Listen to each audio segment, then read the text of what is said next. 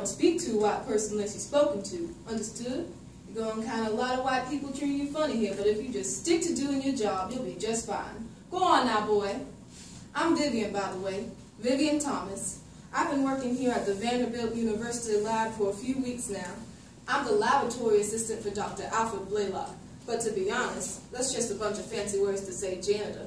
All I do is take care of those research dogs he's doing his experiments on, sweep a little, and straighten out the lab equipment. All you have to remember is to not break one of those glass beakers or knock over one of the Brunson burners. It's not all bad, though. One of Dr. Blaylock's friends, this real nice white man, is teaching me chemistry in his downtime. His name is Dr. Beard. He saw me reading one of the chemistry books after hours and said, "You want to learn more?" It's real kind of him, since I plan to be a physician. I had it all mapped out. Just graduated from Pearl High School in 1929, the top of my class. I was about to go to this real fancy college in Tennessee, but you know that doggone bank closed because the stock market crashed in 1930. It had all my money in it. Here it is, 1931, and it's like I'm starting over. But as long as I can provide for my wife Claire, everything will be just fine.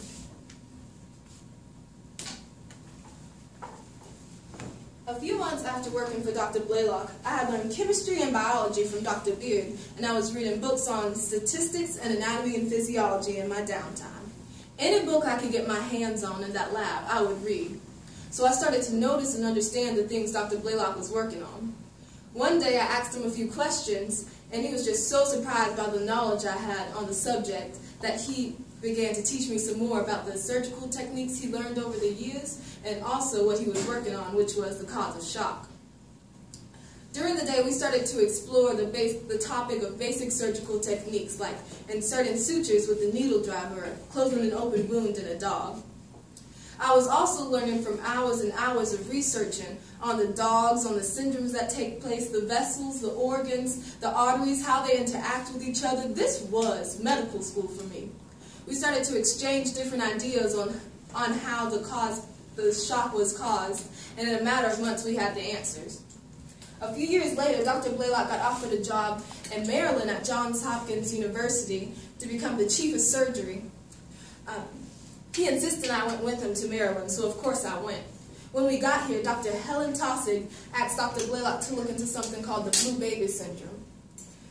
She said Dr. Helen Tossig was one of the first pediatric cardiologists to be female at Johns Hopkins University.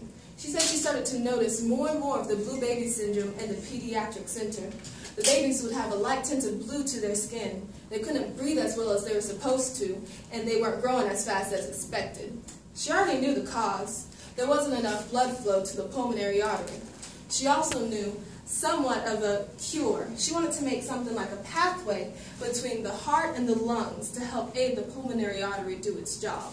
All she needed was for Dr. Blaylock, and of course that meant me too, to help figure out the surgical details of this operation.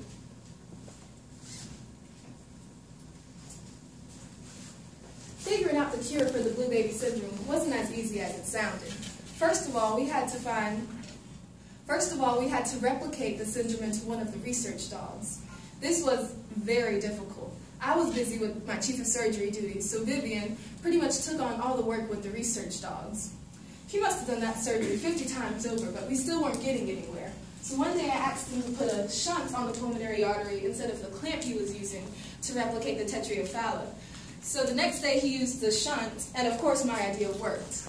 We had successfully put the blue baby syndrome into the dogs. Finding the cure wasn't as easy as replicating the syndrome. First of all, we had to find the right artery to do the job. It had to be an artery that brought blood into the body, and also an artery that we could attach to the superior bronchial artery. Vivian started to make his own tools. He made them by hand, and I had them manufactured. Because the surgery we were doing, nobody else had ever done, so the tools we needed weren't made. I had them manufactured, which was a pretty hard job since World War II efforts took most of the scrap metal.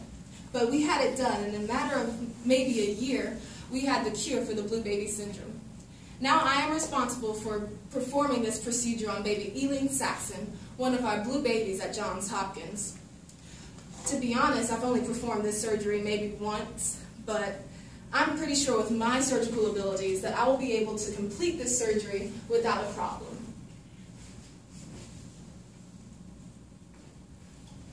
You know, I shouldn't be saying these things, being a woman and all, but have you seen this Time magazine? It has a whole article about the Blaylock-Taussig operation. But my husband, Vivian, has been working with Dr. Blaylock and Dr. Taussig for years at Johns Hopkins.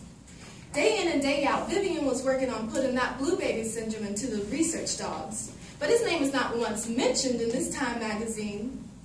You know, Dr. Blaylock wouldn't even start the operation without Vivian in there. He was standing over his right shoulder, whispering directions into his ear.